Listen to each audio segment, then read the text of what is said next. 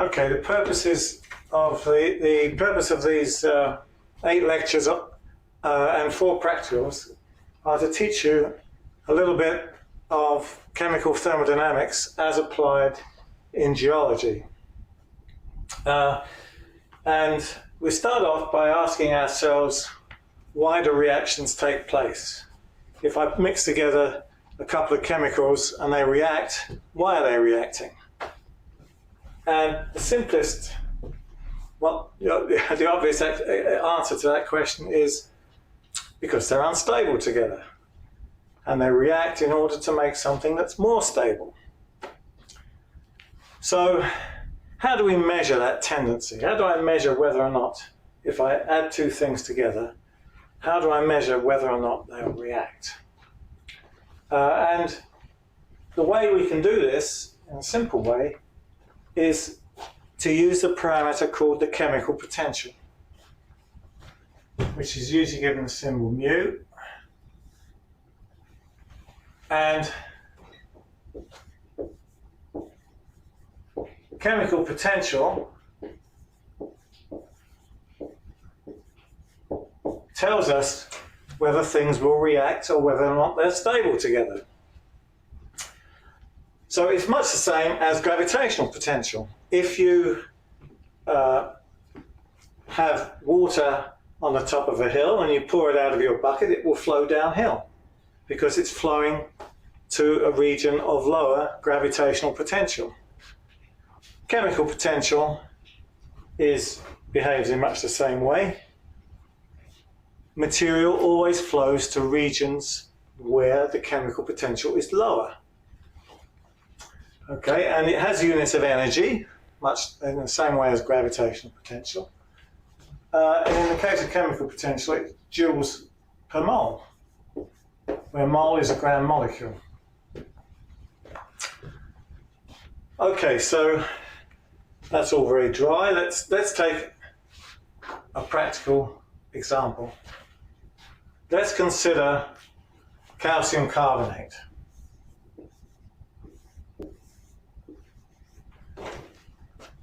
And we'll let calcium carbonate be our component.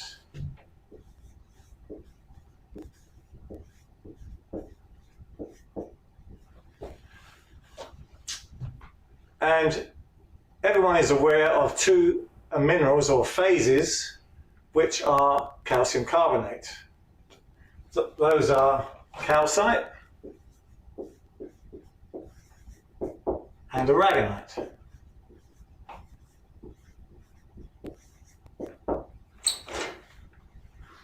Okay, so what I want to do is I want to measure the chemical potential of this component in calcite and aragonite. And in order to do that, first of all, I'm going to draw a phase diagram. Very simple phase diagram. Sketch pressure against temperature. And there's a line, looks like that. And that divides the field of calcite from the field of aragonite. Richard, which side is calcite? Left side. You think calcite's there? Yeah. That's almost right. It's here.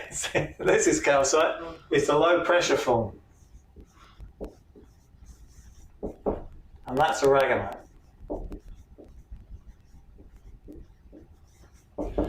That's a high pressure. So we know fossils actually, shells, modern day shells can be either, even though aragonite is actually unstable at atmospheric pressure, organisms can stabilize it in their shells, but with various organic interfaces. Anyway, so but calcite is the stable form. So let's measure the chemical potential of calcium carbonate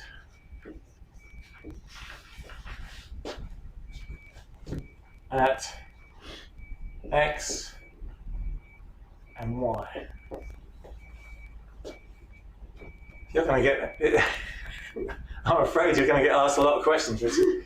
So Is the chemical potential of calcium carbonate in aragonite at X? Is the chemical potential of calcium carbonate greater or less than the value of the chemical potential of calcium carbonate in calcite? Greater. It's greater. You agree? Right. So,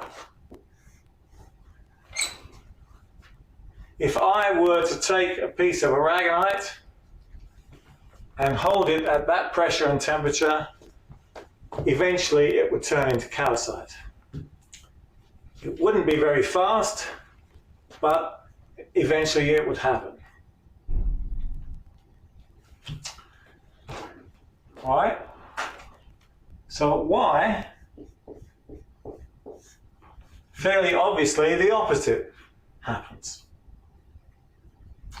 At Y, the chemical potential of calcium carbonate in aragonite is less than the chemical potential of calcium carbonate in calcite.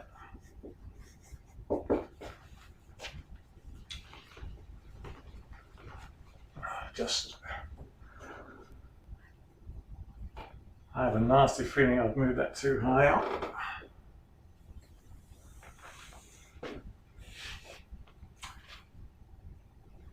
So how about a Z?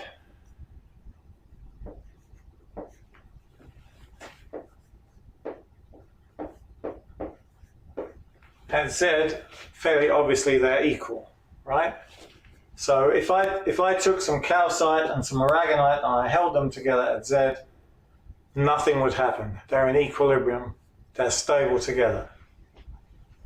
So Z, the chemical potential CaCO3 in aragonite is equal to the chemical potential of CaCO3 in calcite.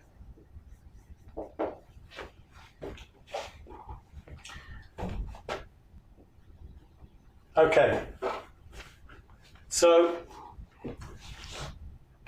another way of representing this is to write a reaction.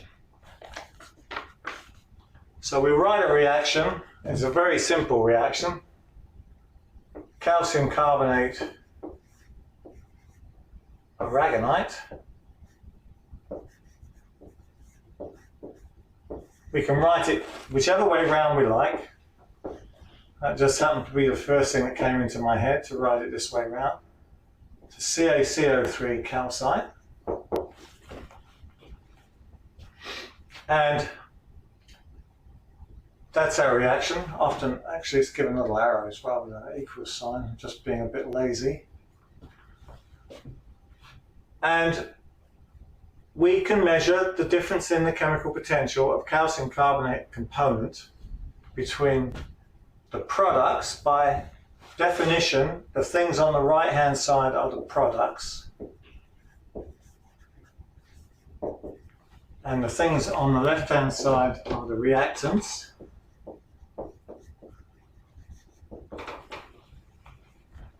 Don't get hung up about this. You can write it whichever way round you like, as long as you know which way round it is.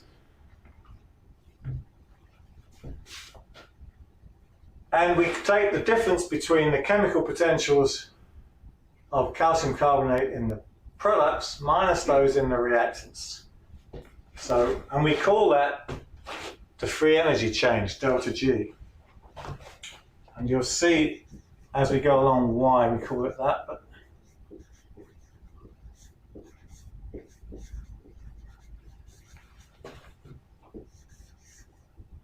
delta G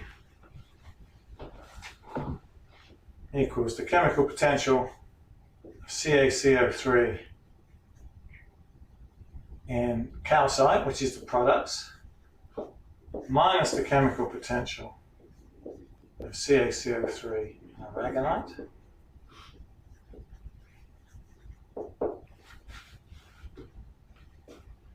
Okay, so this is called the free energy change.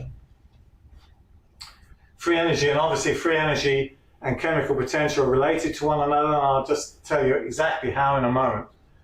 That's given the symbol delta G, that's the free energy change of the reaction. And at X,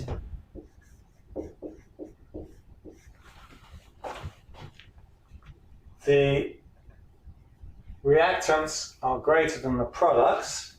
So at X, delta G is negative. At Y,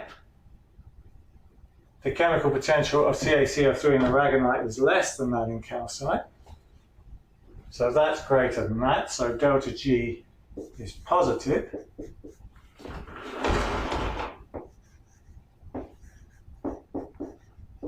And fairly obviously at Z, delta G equals 0, which is the major condition of equilibrium.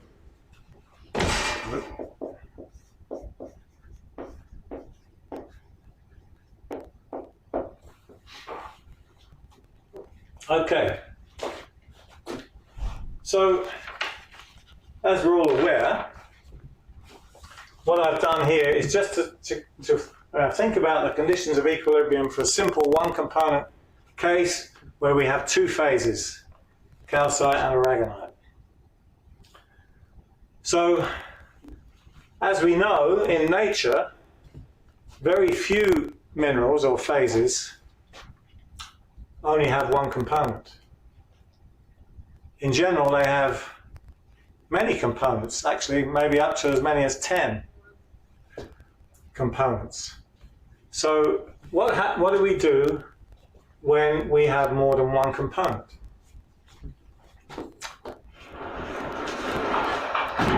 Oops, let's get this the right way around. That works. So, multi-component cases.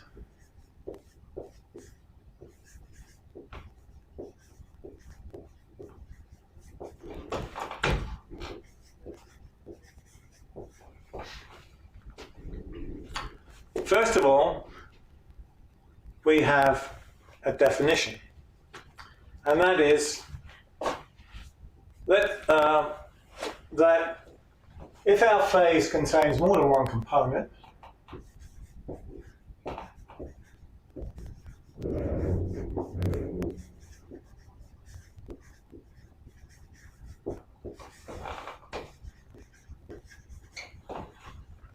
for a multi-component phase, the free energy, the Gibbs free energy,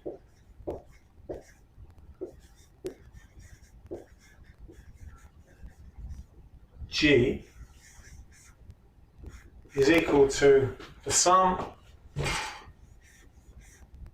over all I of the mole fractions of I times the chemical potential of I. Okay? So, the Xi are the mole fractions, the fractions on a molar basis of each component, and the chemical potentials are the chemical potentials of each component. So, let's just, obviously the sum over all I of Xi equals 1. All of the molar fractions add up to 1. So if we have two components and we have 30% of one, that would be mole fraction 0.3, and the 70% of the other would be mole fraction 0.7, and the sum of the two mole fractions would be 1, and each would have a characteristic chemical potential. Okay? So that's for a multi-component phase. And so let's take an example. Let's continue with our calcium carbonate example and consider that in nature, our calcite and aragonite will contain, in addition to calcium carbonate component, they'll contain some magnesium. So there'll be magnesium carbonate as well. So let's take a two-component case.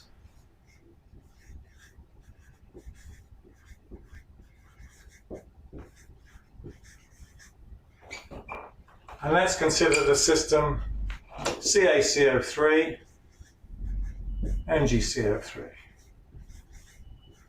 That's our system.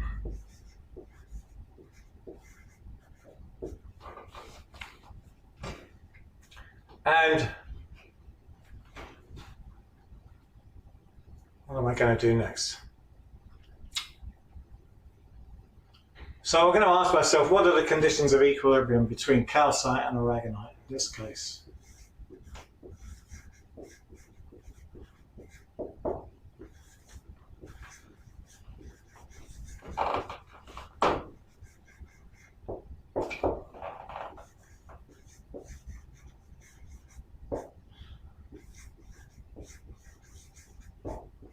What do you think, Richard? What are my two conditions of equilibrium? Um,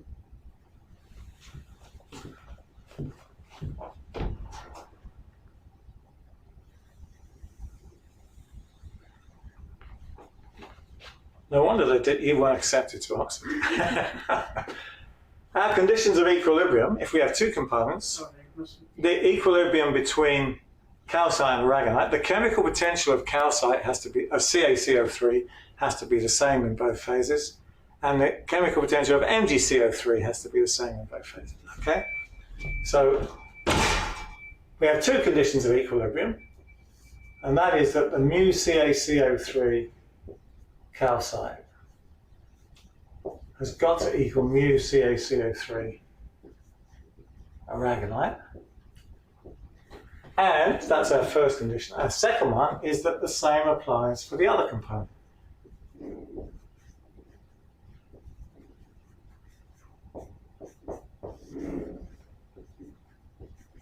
Sorry, MgCO3.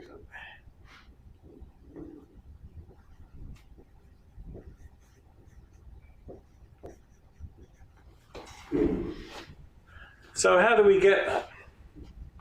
How do we establish that we have these two phases in equilibrium? We have these two conditions that works. Okay, so what we do, let's look at G for a moment. We have two components, and the mole fraction of CaCO3 obviously equals 1 minus the mole fraction of MgCO3.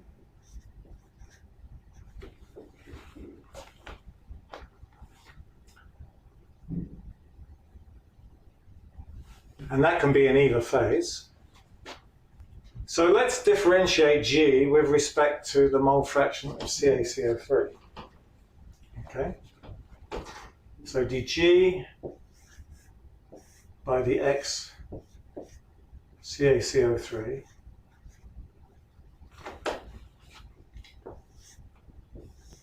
and this is done at constant pressure and temperature equals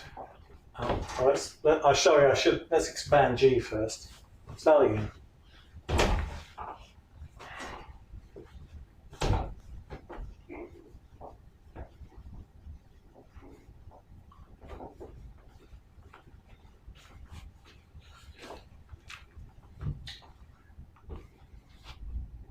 Okay, so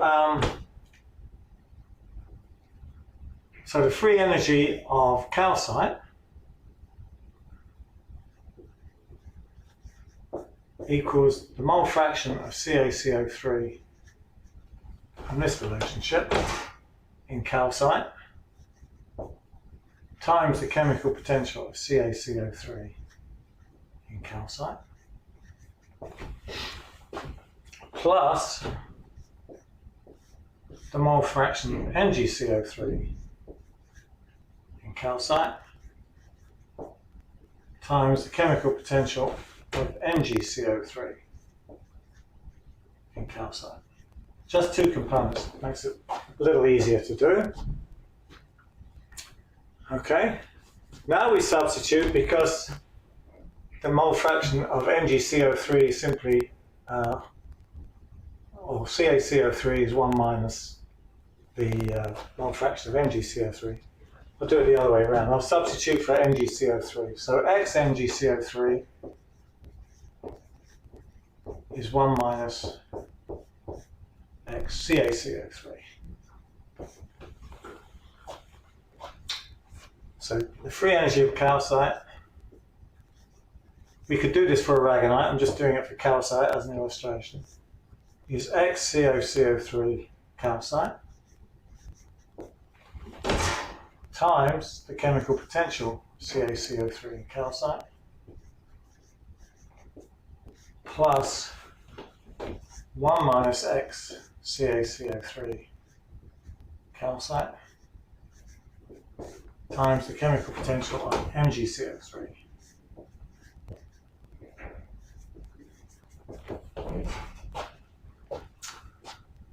Okay, now we differentiate with respect to XCaCO3, and that's done at constant temperature and pressure.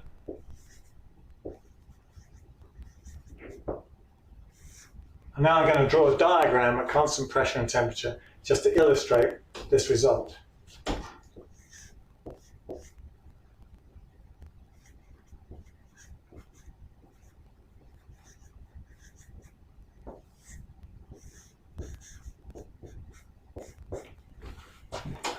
Right, so d by dx of x is 1. That's mu CaCO3 calcite.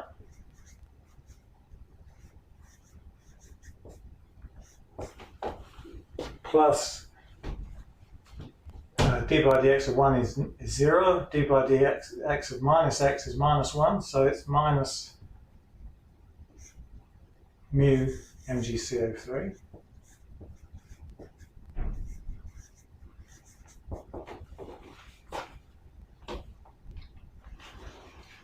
And now what I'm going to do is I'm going to multiply that by 1 minus XCO3, this lot, by 1 minus XCO3, and add it to that.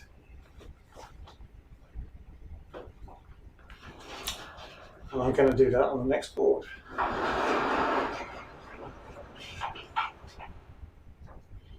So what I'm trying to do is I'm trying to get to the conditions of equilibrium. So hopefully you'll see how this comes about.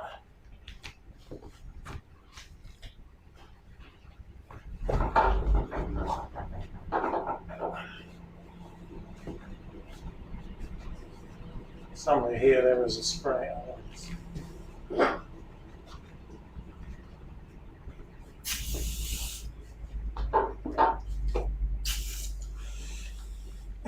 Feels very sterile doing this in front of an audience of one.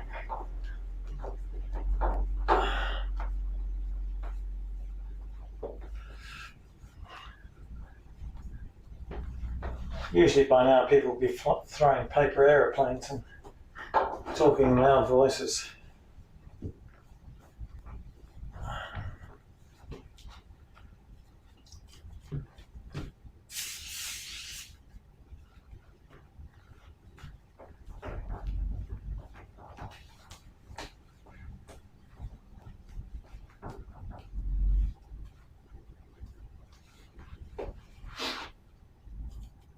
Got any questions, Richard?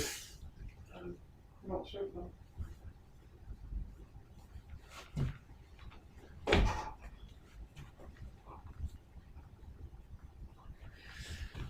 Okay.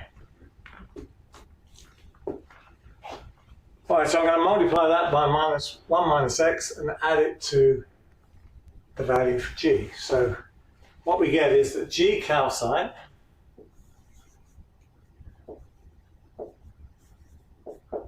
plus 1 minus x CaCO3 in calcite times dg by dx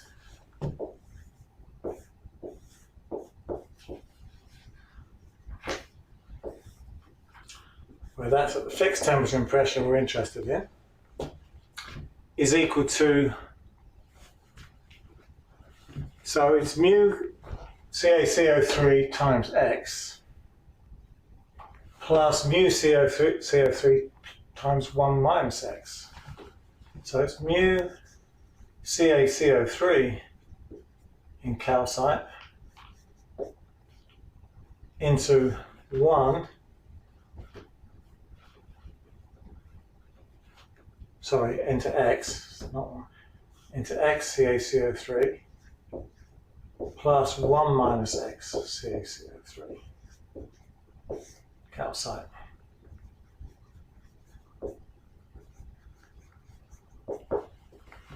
Okay.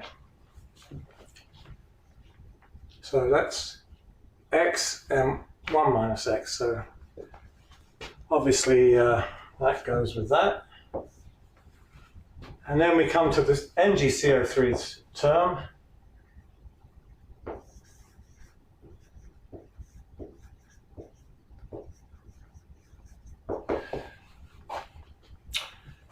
That is x MgCO3 plus 1 minus x CaCO3.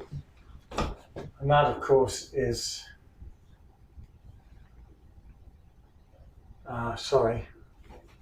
that's x MgCO3. So it's x MgCO3 plus minus 1 times x MgCO3.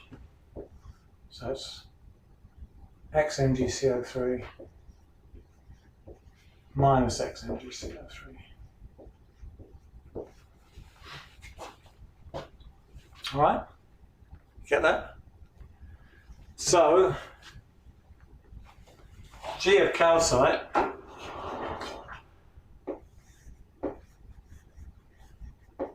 plus 1 minus x CaCO3 calcite into G by dx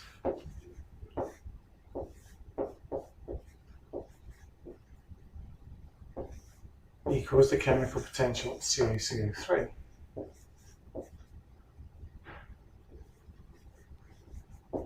All right, so the MgCO3 disappears, those two x's go and there's just one left, so that's it. So that's how we get the chemical potential of CaCO3 in a phase with more than one component.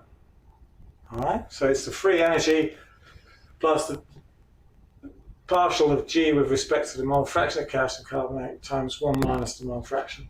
And that's for a two-component case, but you can do analogous, much more complicated. The algebra is more complicated, the math isn't any more complicated, but it's just a lot more lines. You could do the same no matter how many components you've got. You all get basically an equation of the same form. So how does this look? Now let's draw a free energy diagram. So here's what I'm going to draw, a free energy diagram.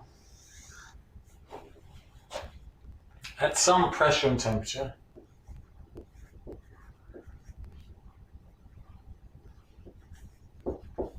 and at this pressure and temperature, calcite and aragonite coexist.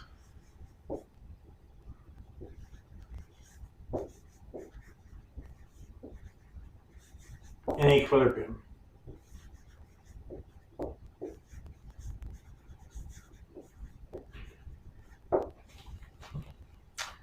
And this is a diagram of G, the free energy, which is the sum of all the chemical potentials in the phase. And this is for the system CaCO3, MgCO3. And composition along the bottom, that's pure MgCO3. And that's pure CaCO3. So now I can draw a curves for each of the two phases. I have two phases, aragonite and calcite, and I can draw a free energy curve for each of them. I'm getting a bit bored with black, so I'll switch to blue. Okay, so, and they're concave downwards like that.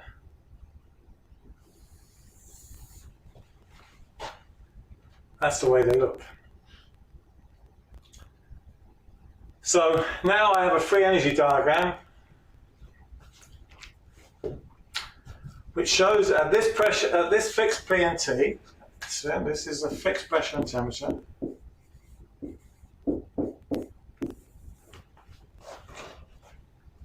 And let's suppose, well, someone, Richard, tell me, what's the conditions of equilibrium?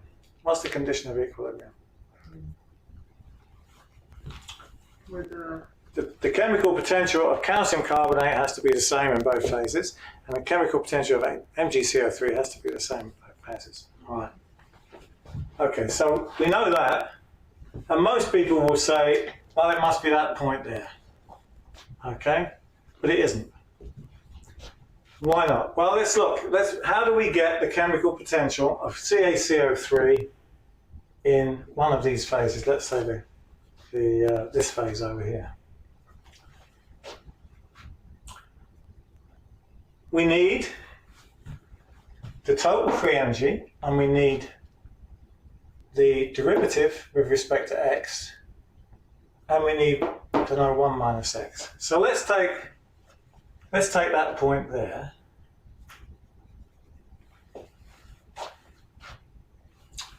At that point, this is G. So that's G about. Let's go back one step. Which phase is which? Okay, that's the question. Now, if I were to tell you that calcite more easily takes magnesium than does aragonite, okay, calcite more easily accepts magnesium than does aragonite. Which is which? Is that calcite or aragonite? Aragonite. That's aragonite, correct.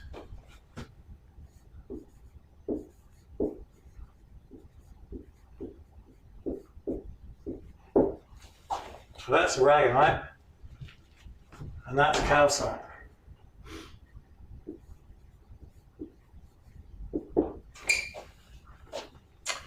So we can get G. We know G from our diagram. And what's this? Well, that's the tangent. dg dx is the tangent of the gradient there at that point. So we take the tangent to that curve. Okay. And so that's dg dx.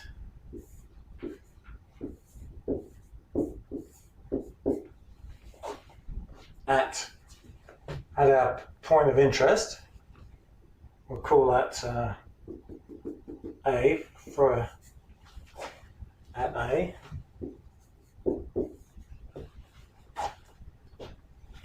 Okay, so that's G at A, that's dg dx at A. And this line, this distance, is 1 minus x CaCO3.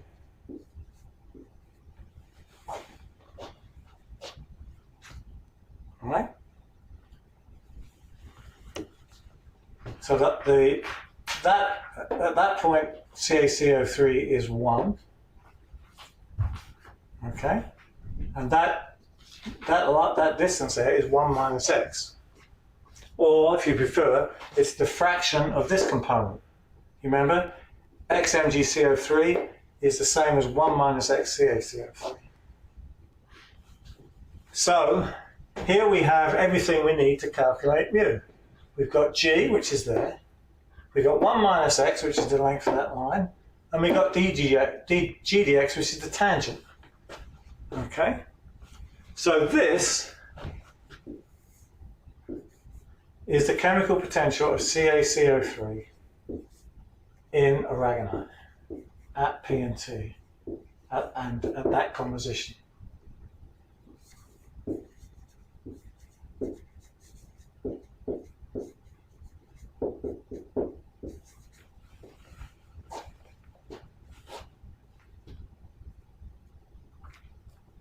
All right. So the conditions of equilibrium, however,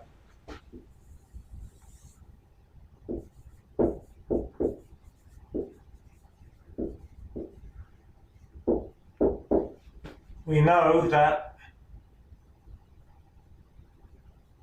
let's write down two reactions. One is MgCO3 goes to MgCO3. Let's call that reaction 1. And we know that delta G is going to equal the chemical potential of MgCO3, sorry, let's call that calcite on the reactant side and aragonite on the product side,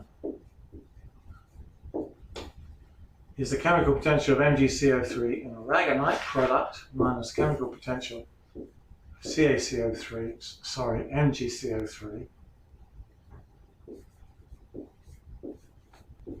calcite. And we know that has to equal 0. They have to be equal.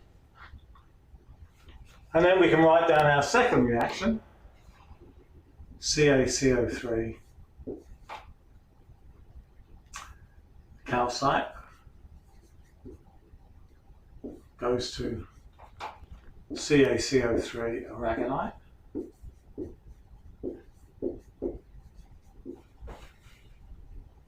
Call that reaction 2. And we know that delta G2 is going to equal chemical potential of CaCO3 in aragonite products minus chemical potential CaCO3 calcite, and that has to equal 0 also.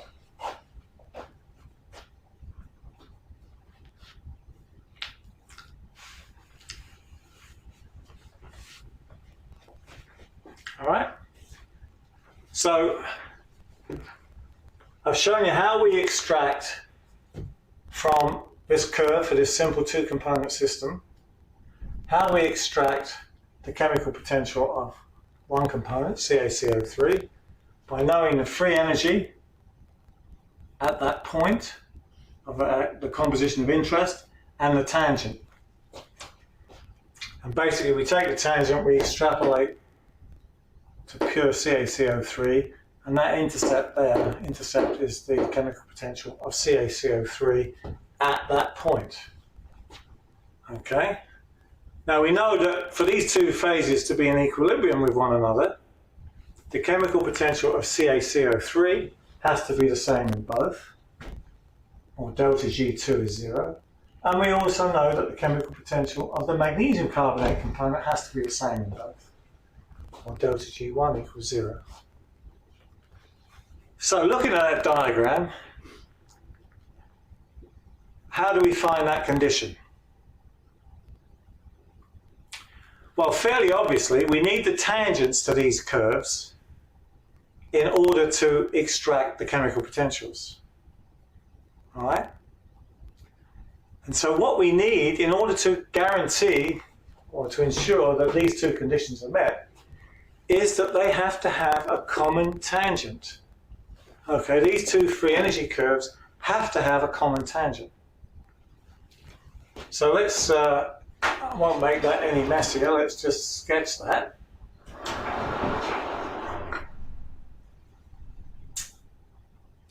Try and reproduce it so it looks more or less. So what we need is we need the common tangent. And if we have a common tangent, then as you'll see, we get the chemical potentials of both components being the same in both phases.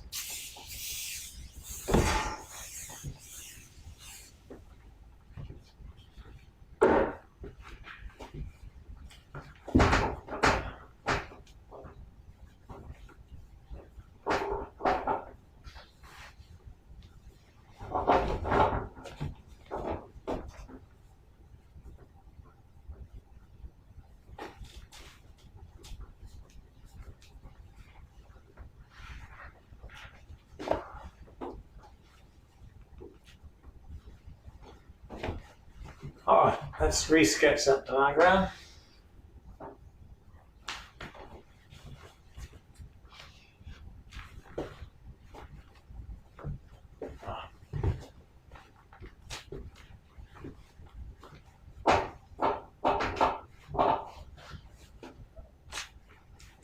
So here's our free energy diagram. And of course the board's wet.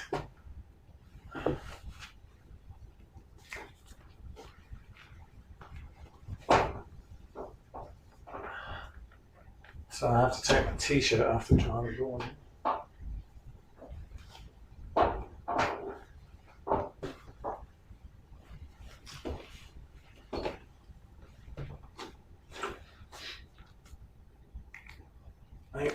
black will come out a little better. So there we go. So let's go back to black.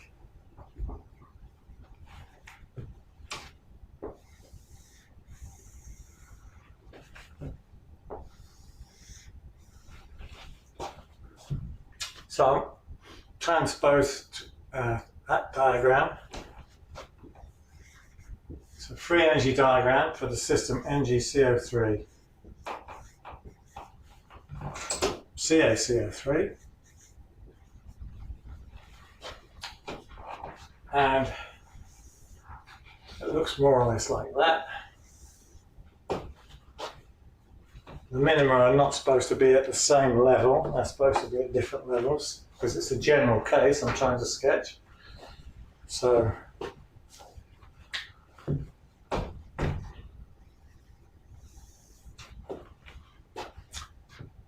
and we agreed that this is calcite, always takes more magnesium. And that this is the aragonite curve.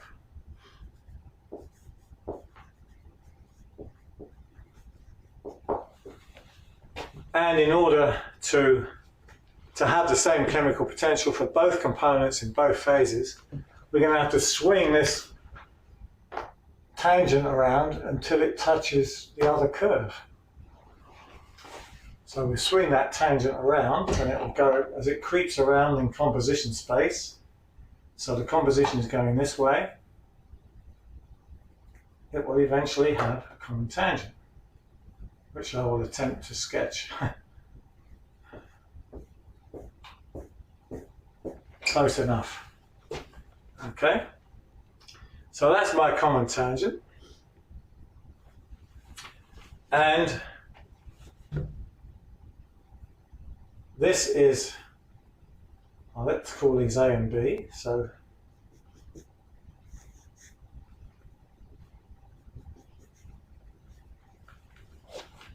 those are the two compositions of the two phases. This length is 1 minus x CaCO3 in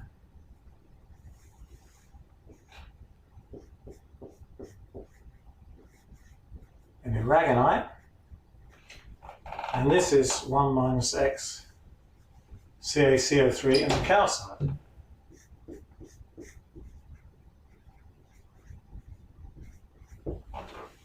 Okay. And by exact analogy of what I did here, this is the chemical potential of CaCO3.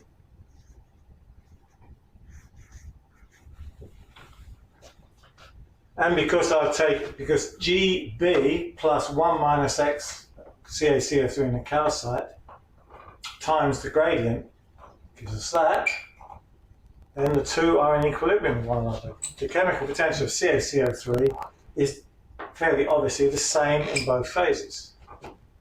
And this intercept is the chemical potential of MgCO3.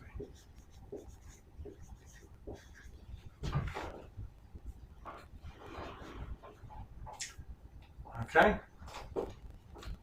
So they need to have a common tangent. And when extrapolated to the sidelines, obviously by analogy with what I showed you before, this is the chemical potential of the CaCO3, and that's the same in both phases. Okay, it has to be the same in both phases. So mu of CaCO3 in calcite equals mu CaCO3 in aragonite. And that intercept on this side is mu MgCO3, and again it's the same in both phases.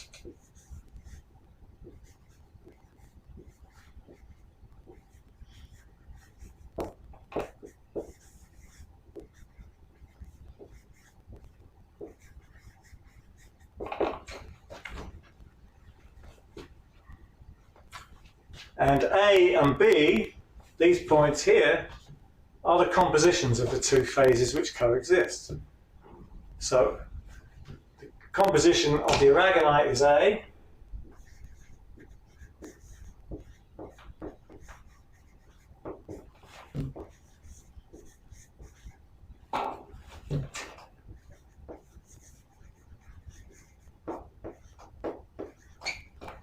and it coexists with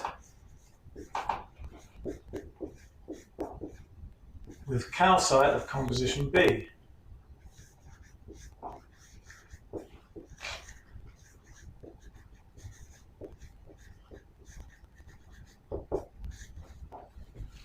All right, see that? Trust me on this, Richard? Yeah. Yeah. Okay. Now, if I started by sketching a phase diagram,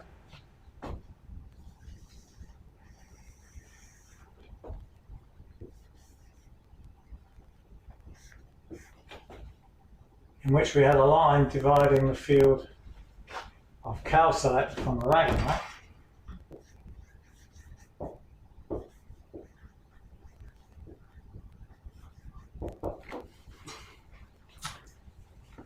now, when we add, this is for CaCO3,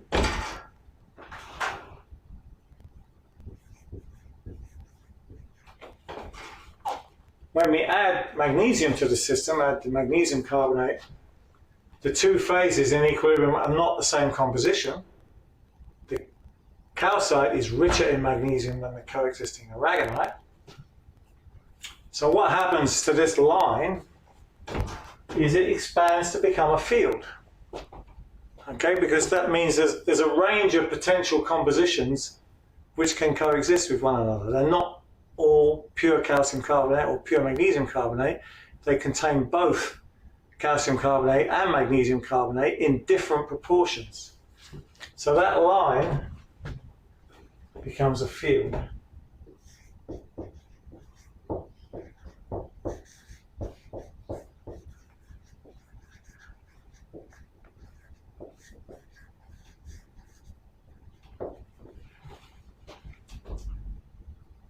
So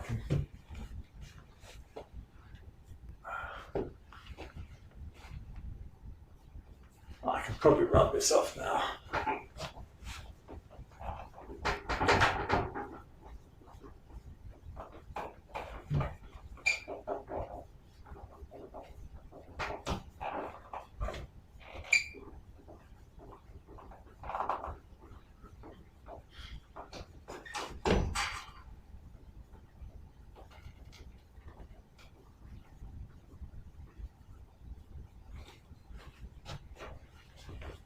So for the system at MgCO3, that was the CaCO3. For MgCO3, CaCO3, our PT diagram will look similar but slightly different. Here's the field of calcite.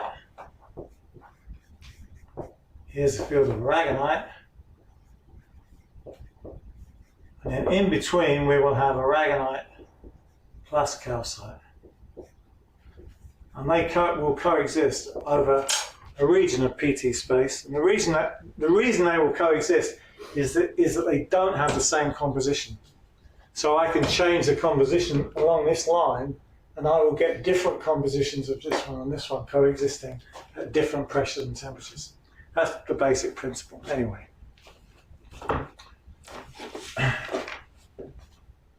Okay.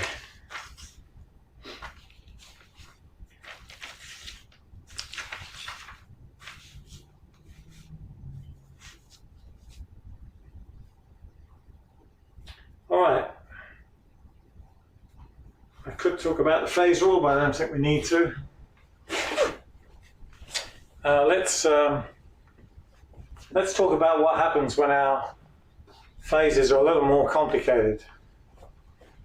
So what we've done here is we've looked at the one component case, CaCO3, and we looked at the two component case, MgCO3, CaCO3, in which the two phases both contain certain amounts of these two components. Well, the question is, what happens when the phases are quite different in composition from one another, in fact don't have the same components at all? Okay, so let's look at that case. And once we've done that, we can start talking about how we actually determine values of chemical potential and free energy. Okay, so consider a case. Let's consider a case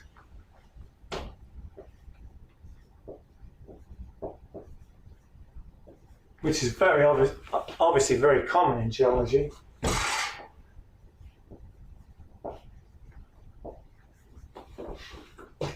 Where the different phases in equilibrium with one another all have quite different components in them.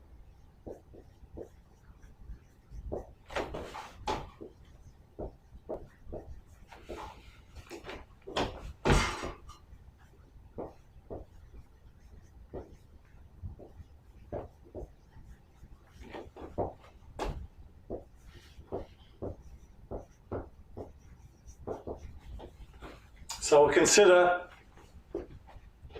consider another reaction. Let's consider this reaction.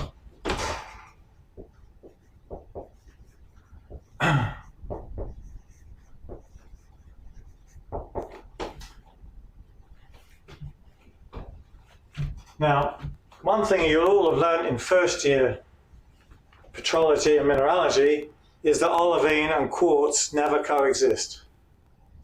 All right? Well, that isn't really true. In fact, they do coexist if they are very, very iron rich.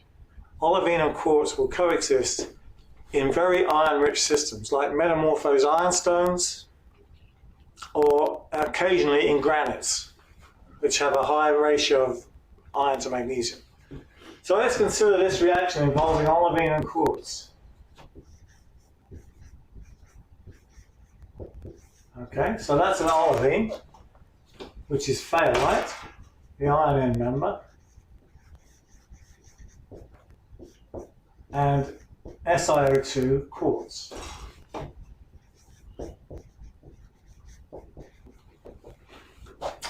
And they'll react under certain conditions to form 2 moles of FeSiO3. Okay, now FeSiO3, again not very common, is a pyroxene. It's an orthopyroxene. It's called ferrocyanide.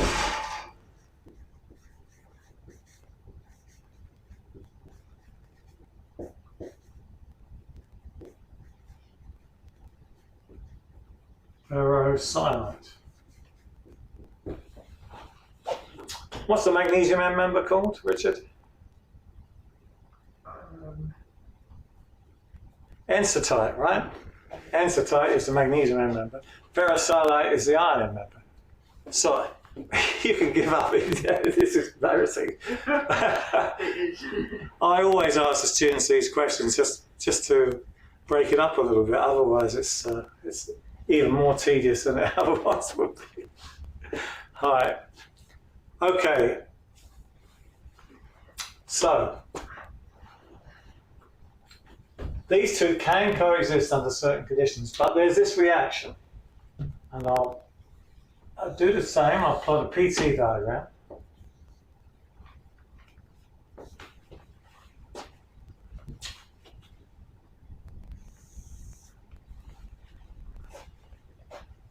And at low pressures now. So here's the question: is which side is which? Ferrocyanide will be on the top side. Right, that's right.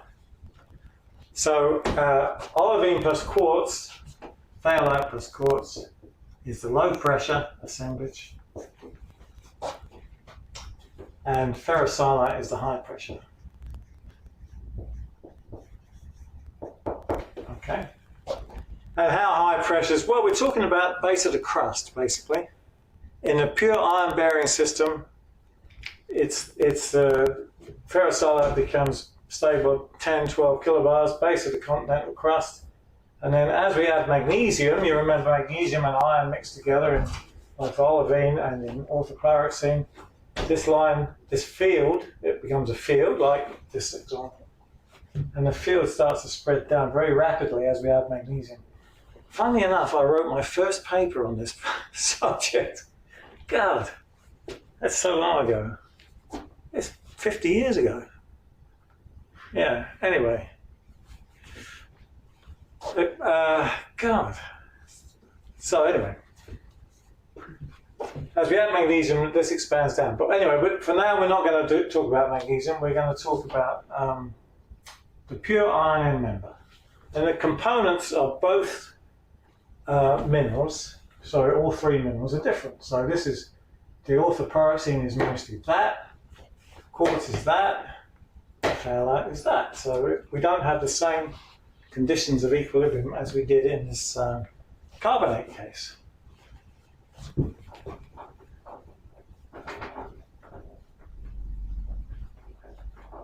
I was going to give you a clue here because I was going to say that the volume of this is less than the volume of that plus that.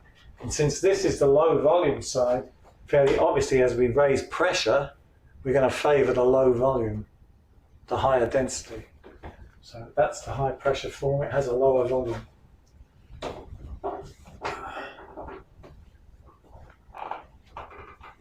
Okay, so let's suppose we're here at Z. At Z, all three minerals coexist. You agree? So at Z,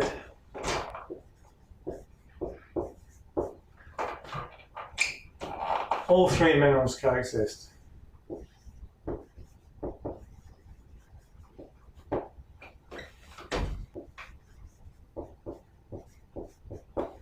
So let's draw a free energy diagram. Okay? Or let's not, depending on your choice. But anyway, let's draw a free energy diagram for Fe2SO4. And this corresponds to a free energy diagram at Z. So we have all three minerals together.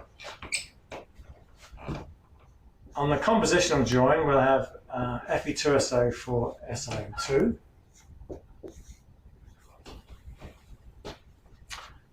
And fairly obviously, FeSiO3 is exactly halfway in between. So there's FeSiO3. Now let's suppose that the free energy of pure Fe2SO4 is there.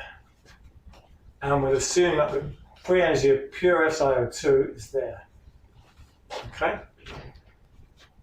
Now, if I were to tell you, and it's essentially true, that if I have ferrite, pure Fe2SiO4, and I try to add SiO2 to it, it doesn't like having any SiO2 in it, in excess of what it already has in this formula. So what will happen to the free energy curve as I start stuffing SiO2 into it? It's going to go up, right? Because it's not stable with SiO2 in it. So as soon as I start adding SiO2, the free energy goes shooting up. And the same applies to the SiO2. SiO2 will take, if you look at quartz, it's always nice and glassy. It never has, hardly ever has any impurities. It just doesn't like to have iron in it. So, but the same applies there. So that's our free energy curve for ferrite.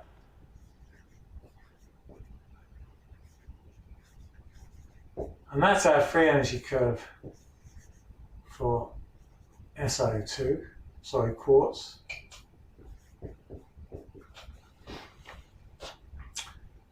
And they're in equilibrium with one another, so they have a common tangent.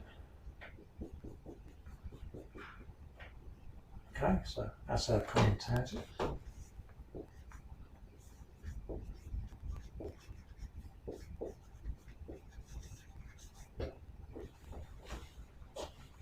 And fairly obviously, the free energy curve for the ferrocyanide also has to touch that common tangent. And the same applies there. So that's the ferrocyanide. That's meant to touch, sorry.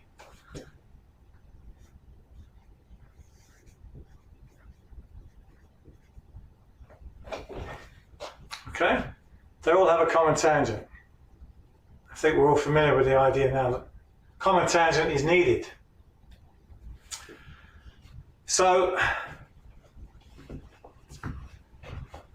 we cannot measure easily the the chemical potential of SiO2 in fayalite because it doesn't like to accept any SiO2.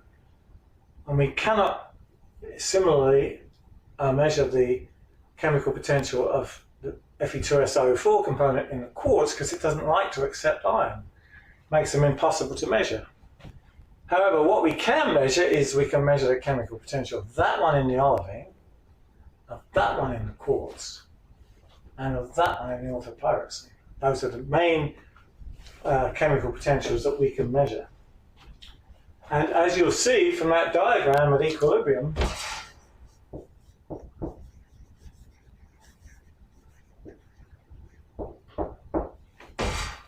it's pretty obvious that the chemical potential of Fe2SiO4 in fayalite plus the chemical potential of FeSiO2 in quartz, so we add those two together, this one is halfway in between. So a half of that one plus a half of that one equals that one.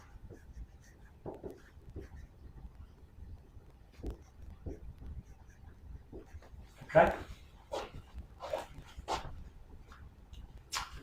This one is actually halfway in between. So we multiply through by 2, and we have then multiplied by 2, and it's 2 times the chemical potential of FeSiO3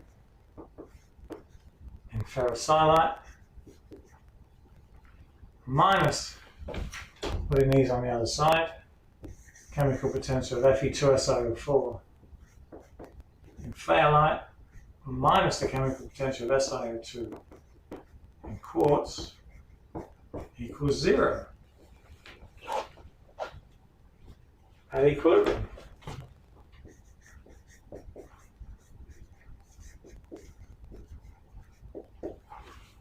So in our more complex case, where the components are all different in all the phases, all we have to do is write down a balanced chemical reaction and the sum of the chemical potentials on the product side minus the chemical potentials on the reactant side, all measured in the appropriate phase, olivine, quartz and ferrosilicate, will equal 0. Alright? And that's a condition that comes from the fact that they all have to have a common tangent on that free energy diagram.